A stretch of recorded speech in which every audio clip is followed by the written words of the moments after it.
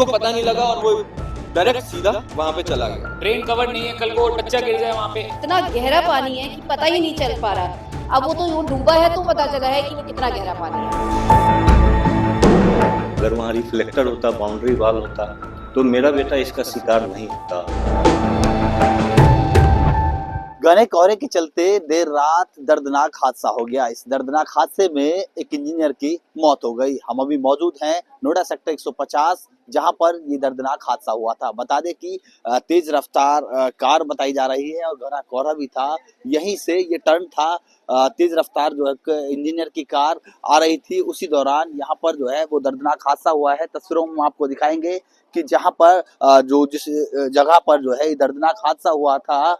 बता दें कि कई घंटों की मशक्कत के बाद जो सॉफ्टवेयर इंजीनियर थे उनको बचाया नहीं जा सका। बता दें कि लगातार जिस तरह से जो इंजीनियर थे वो यहाँ से जो अपने ऑफिस से गुजर रहे थे, उसी दौरान उनकी कार जो थी, फॉग बहुत अधिक था, उसके चलते जो है उनकी कार जो थी वो यहाँ बने एक मॉल की जो बेसमेंट की जो खुदाई थी, यहाँ पर उसमें पानी भरा हुआ था। तस्वीरों में आप देखेंगे यहीं पर जो उनकी कार थी वो इस 40 फुट गड्ढे में, जहां पर पानी भरा हुआ है, इसी गड्ढे में उनकी कार गिर गई और उनकी जो है दर्दनाक मौत हो गई। ये बताया जा रहा है कि जो इंजीनियर थे उन्होंने जब उनकी कार अंदर गिरी उसके बाद जो है उन्होंने जो है अपने फादर को जो है फोन किया। फोन के बाद लगातार वो गुहार लगाते रहे, लेकिन उन्हें बचाने वाला कोई मौके पर नहीं पहुंचा। बता दें कि चूंकि जिस तरह से जो दर्दनाक हादसा हुआ है, कहीं ना कहीं ये नोएडा प्राधिकरण की जो बड़ी लापरवाही देखने को मिल रही है, क्योंकि लगातार जो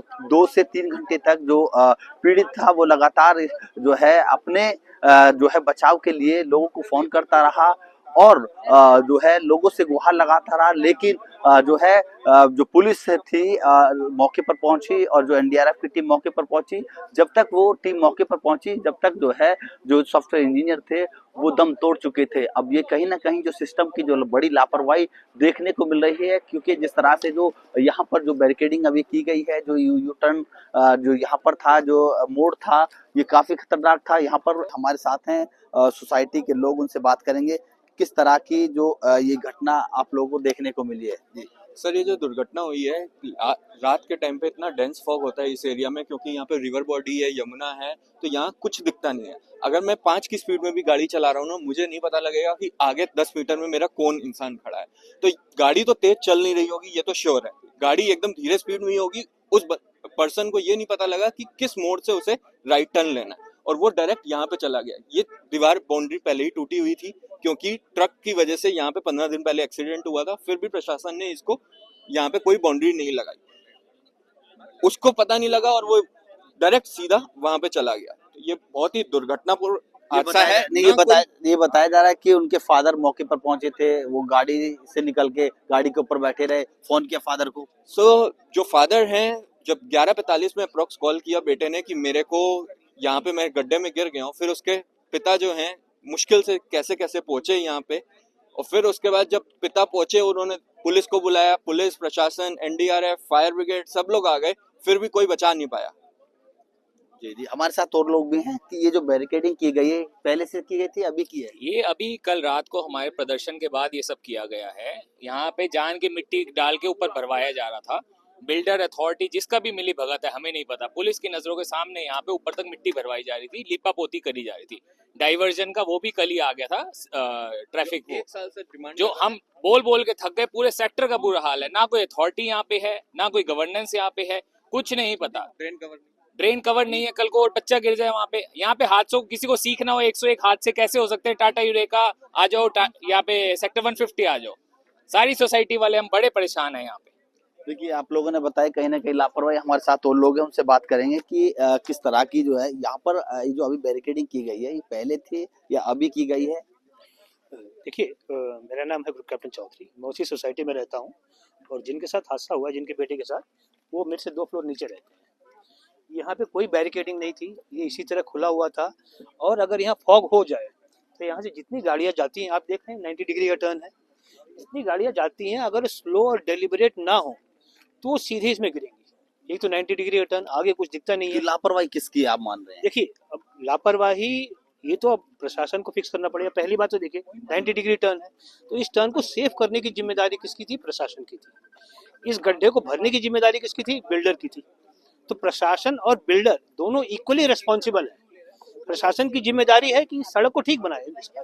ये यहाँ की एक प्राइम सोसाइटी है। तो उनके नहीं, उनके फादर बता रहे हैं कि उस जो जिनकी मौत हुई है मेहता जी, तो वो खुद उन्होंने फोन किया फादर को।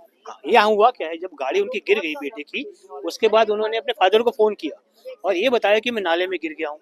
तो बाप अकेले उठ के नीचे आया है, गया है, किसी और जगह चला गया, उसके बाद यहाँ आया है। यहाँ आने के बाद हमें ये पता चला है कि बेटा गाड़ी में से निकल के ऊपर आ गया था गाड़ी के, और रेस्क्यू के वेट कर रहा था।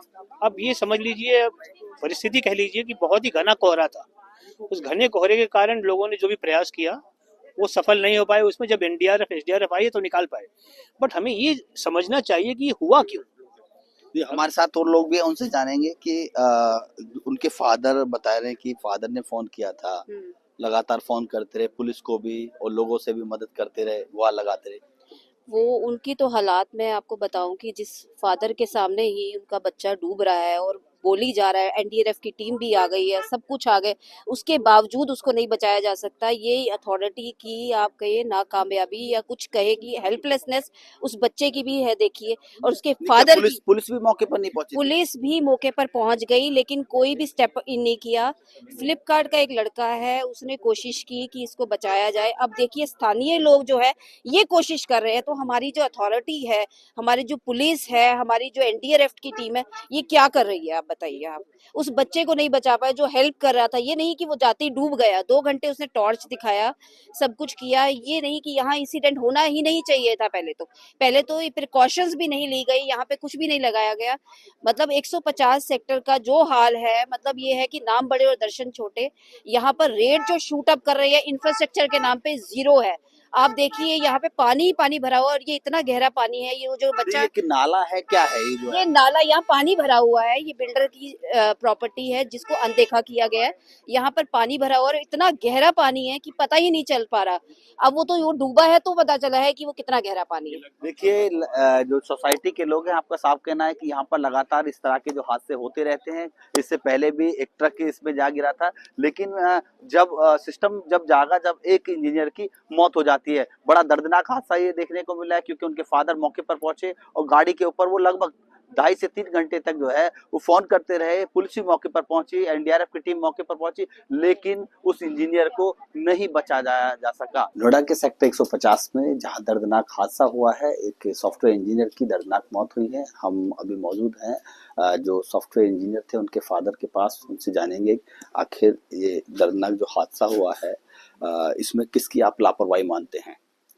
कहने को नोएडा अथॉरिटी ने पहले से प्रिकॉशनरी कुछ उपाय वहाँ नहीं किया था, क्योंकि उससे पहले एक ट्रक का इंसिडेंट ऑलरेडी हो चुका था। ट्रक उस नाले के पास के बाउंड्री को तोड़ते हुए नाले में गिरी थी और शायद एक आदमी को बचाया भी गया था, मुश्किल से बचाया गया था। तो उसके बाद उसमें रिमीडियल मेजर्स एडॉप्ट करना चाहिए था, जो कि अथॉरिटी ने किया नहीं।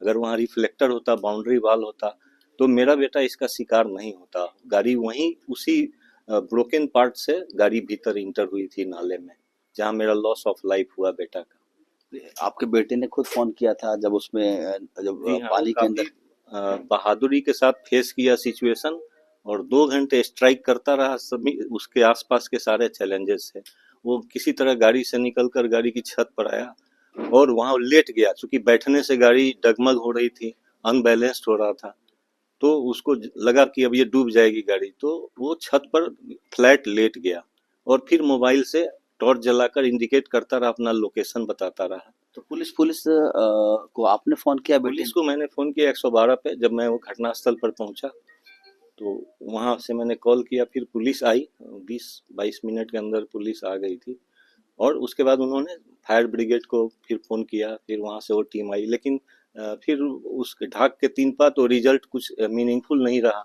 वो लोग केवल रस्सी फेंकते थे, रस्सी डेस्टिनेशन पर नहीं जा पा रही थी।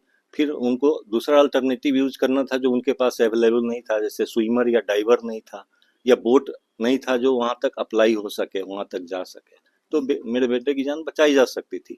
तो कहने का मतलब एडिक्वेट इंफ्रास्ट्रक्चर तो एकदम नहीं था उस टीम के पास। ये बताया जा रहा है कि लोग अंदर जाना चाह रहे थे लेकिन पुलिस ने मना किया कि अंदर नहीं जाइए, पानी पुलिस ठंडा सोच है। रही थी कि भाई इसका रिस्क कौन लेगा, क्योंकि सरिया वगैरह है उस नाले में, तो फिर एक रिस्क में है ही, दूसरा भी हम रिस्क नहीं लेना चाहे, ऐसा पुलिस मना कर रही थी। लेकिन उसी में एक जो कोई डिलीवरी बॉय था उसने हिम्मत दिखाई और वो उसमें जंप किया, लेकिन तब तक देर हो चुकी थी, वो सिंक उसमें कर चुका था। कितने घंटे का मतलब कितने घंटे प्रयास किया उन्होंने जो है, किसने? मतलब बेटे ने और आप लोगों ने प्रयास कितने घंटे किया कि बच जाए? 12 बजे से तो समझिए उसने स्ट्रगल करना शुरू किया था और 2 बजे के आसपास वो फिर वो डूब ही गया था वहाँ पर। इंडिकेशन आना भी, टॉर्च लाइट की रोशनी भी आनी बंद हो गई थी, कुहासे में हल्का हल्का आ रहा था लेकिन वो भी बाद में बंद हो गया था, तो हमें लगा कि अब शायद वो नीचे चला गया है। अब आप चाहते क्या है कि इस तरह से कोई हादसा ना हो? हम तो यही चाहते हैं कि सफिशिएंट वहाँ उपाय लगाया जा सके ताकि फर्दर कोई इंसिडेंट अकर नहीं हो वहाँ पे। उस तरह का बैरियर लगे, रिफ्लेक्टर वहाँ पर लगे ताकि तुरंत पता चले, भले ही घना कुहासा वहाँ रिफ्लेक्ट हो तो गाड़ी वहाँ से राइट टर्न ले ले, क्योंकि राइट ही टर्न होना है, स्ट्रेट वे तो जाना ही नहीं है। वहाँ ब्लाइंड है और कोई भी अनजान आदमी सीधा स्ट्रेट वे ही जाएगा, क्योंकि शार्प राइट टर्न है। देखिए आप थे इंजीनियर के फादर, आपका साफ कहना है कि जिस तरह से वो 2 से ढाई घंटे तक जूझते रहे, उन्होंने पुलिस को भी फ़ोन किया, फायर ब्रिगेड की गाड़ी मौके पर पहुंची, एनडीआरएफ की टीम भी पहुंची, लेकिन उनको बचाया नहीं जा सका। कहीं ना कहीं ये लापरवाही सिस्टम की मानी जा रही है। नोएडा से रविंद्र जैन, एबीपी न्यूज़।